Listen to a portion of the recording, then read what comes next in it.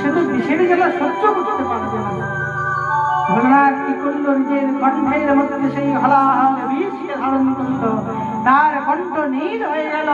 নাম হলো নীলকণ্ঠ, বলিয়ে নীলকণ্ঠ ভগবান কি দিব্য হলাহল বিষকে মহেশ্বর পান করেছেন। সমস্ত ভগবান অমৃত পান করেছে, আর ভোলানাথ বিষ পান করেছে বলে তার নাম হলো দেবাদিদেব মহাদেব। এবার মহারাজ আবার মন্থন প্রারম্ভ হয়েছে।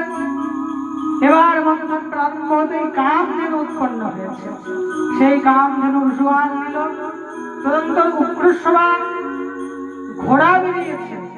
সেই উগ্রশ্রবাকে দত্ত রাজা বলি দিল। তদন্ত ঐরাবত হস্তি বেরিয়েছে। এই ঐরাবত হস্তিকে দেবরাজ বেরোলো মহারাজ পারিজাত বৃক্ষ। উৎপন্ন হলো সমস্ত সেই অপ্সরাগণ উৎপন্ন হলো। তাদেরকে সকলকে স্বর্গের ঐতিহ্যের জন্য রাখা। তারপরে কৌস্তব মণি বেরিয়েছে। সেই কৌস্তব মণিকে ভগবান রাখলেন। এবার সমস্ত মন্থন আস্তে আস্তে আস্তে আস্তে মহারাজ যখনই একদম সমুদ্রের তলাল এসে বেরিয়ে গেছে, একদম সারা সমুদ্র একদম কাদা হয়ে গেছে, মা লক্ষ্মী আর থাকতে না পেরে উঠতে প্রারম্ভ করেছে।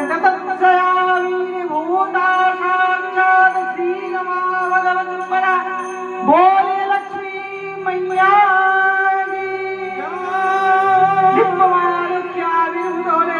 সমস্ত দেবগণ ধ্বনি দিচ্ছেন, সমস্ত দত্তগণ প্রণাম করলেন। মা লক্ষ্মীর দিব্য অভিষেক হলো, দিব্যদার বিবাহ শ্রীহরি নারায়ণের সঙ্গে দেওয়া হলো। ভগবান বলছে এটার জন্যই তো এত বড় লীলা আমার রচনা করা, এটার জন্যই তো আমার সমুদ্র মন্থন করা, যেন মা লক্ষ্মী এবার বেরিয়ে আসে। দিব্য মা লক্ষ্মী উৎপন্ন হয়েছে। এবার মা লক্ষ্মীর উৎপন্ন করে আবার দিব্য সমুদ্র মন্থন প্রারম্ভ হয়েছে। এবার সমুদ্র মন্থন প্রারম্ভ হলে দিব্য অমৃত ভাণ্ডকে নিয়ে ভগবান দিব্য অবতার ধারণ করেছেন। ধনমন্ত্রীর দীক্ষাদা আয়ুর্বেদ প্রহস্পরা দিব্য ধনমন্ত্রীর রূপ ধারণ করে অমৃত ভাণ্ডকে নিয়ে বের হলেন। আর যখনই দত্তগণ অমৃতকে দেখেছে, মহারাজ ধনমন্ত্রীর হাত থেকে অমৃতকে নিয়ে দৌড়াতে শুরু করেছে। দেবগণ মাথায় হাত দিয়ে বসে আছে। সবাই মিলে প্রভুকে চিন্তন করলো, প্রভু কি বলেছিলাম আমাদেরকে দত্তগণ অমৃত পান করতে দেবে না। এদিকে তো মহারাজ দত্তগণ সেই অমৃতকে নিয়ে ঝামেলা শুরু করে দিয়েছে। কি করে দিয়েছে? ঝামেলা শুরু করে দিয়েছে। ও বলে আমি আগে খাবো, ও বলে আমি আগে খাবো, ও বলে আমি আগে খাবো। এভাবেই তারা ঝামেলা করতে করতে তাদের দৃষ্টি গেল এক অতি সুন্দর রমণী। তাকে দেখে সবাই মোহিত হয়ে গেল। আর নাম হলো মোহিনী। বলে মোহিনী ভগবান কি ভগবান দিব্য মোহিনী অবতার ধারণ করেছে।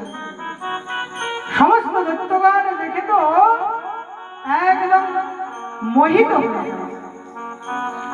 দত্তগণ প্রশ্ন করল, হে যুবতী নারী, কে আপনি? এর আগে তো আপনাকে দেখিনি। হে দত্তগণ, আমি এখানে নতুন নতুন এসেছি।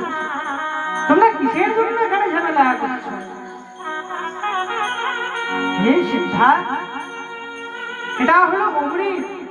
আমরা অমৃতকে নিয়ে ঝামেলা করছি।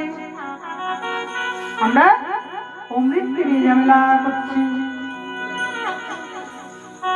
সেই অমৃত এলো কোথায় থেকে? বলে দেবতারা আর আমরা একসঙ্গে সমুদ্র মন্থন করেছিলাম, যার থেকে এই অমৃত পেলাম। বলে তবে তো তোমাদের একা খাওয়া উচিত নয়, দেবতাদেরকেও ডাকো। বলে সিদ্ধা, তুমি আজ থেকে যা বলবে আমরা তাই শুনবো।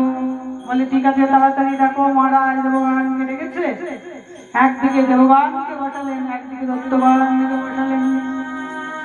মহারাজ দত্তদেরকে ভগবান বললেন মোহিনী রূপ ধারণ করে, শোনো, আমি সর্বপ্রথম দেবতাদেরকে দেব, আর যদি তোমরা ছলনা করে কোন রূপে এদিকে আসতে গিয়েছো তো আমি এখান থেকে চলে যাব। বলছে না, আমাদের কেউ যাবে না। এদিকে তো মোহিনী অবতার ধারণ করে ভগবান আস্তে আস্তে সবাইকে পান করাচ্ছে। এবার করাতে করাতে যখন ভাণ্ডটা একদম সোজা হয়ে গেছে, ওখানে হিরণ্যকশিপুর ভাগনা হোলিকার পুত্র রাহু বসেছে। সেই রাহু গিয়ে চন্দ্র সূর্যের মধ্যে গিয়ে বসে গেলেন।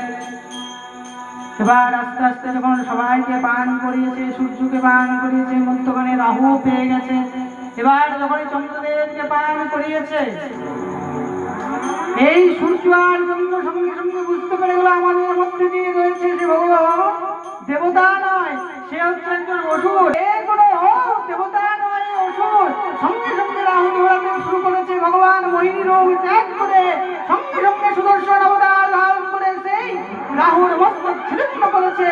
সঙ্গে সঙ্গে দুই অসুরের জন্ম হলো, নাম হলো রাহু আর কেতু। তাদেরকে দেবতার আসন দেওয়া হলো, তাদের মৃত্যু হলো না। কেন? কারণ তাদের ভেতরে অমৃত দিয়েছিল। মহারাজ ভগবান যখন তাদের ছিন্ন মস্ত করলো, তাদের মাথা কেটে দিল, তখন তাদের রুধির পড়লো। তার মাথা থেকে একটা রক্ত বুঁদ মাটির পড়তে পড়লো, যেখান থেকে পেঁয়াজের উৎপত্তি হলো। আর তার থুতু থেকে, তার লাল থেকে, তার লাভা থেকে রসুনের উৎপত্তি হলো। এই জন্য কোন ভগবত প্রেম, এই জন্য কোন কৃষ্ণ ভক্ত এই পেঁয়াজ রসুন খায় না। কোন সনাতনী কে এই পেঁয়াজ রসুন খাওয়া দরকার নেই। যদি কেউ পেঁয়াজ রসুন খেয়ে থাকে, তারা অসুরের রক্ত আর তার এঠো সেবন করছে। এবার রাহু আর কেতুকে ভগবান বলল, তোমরা যখন অমৃত পান করেই নিয়েছো, তোমরা আজ থেকে দেবতা হয়ে যাবে। আর যেহেতু চন্দ্র আর সূর্য অমৃত পান করতে গিয়ে তোমাদেরকে বাধা দিয়েছে, এই জন্য তোমরা দুইজনা এদেরকে একবার করে গ্রাস করবে। অমাবস্যাতে হবে সূর্যগ্রহণ, আর পূর্ণিমাতে হবে চন্দ্রগ্রহণ।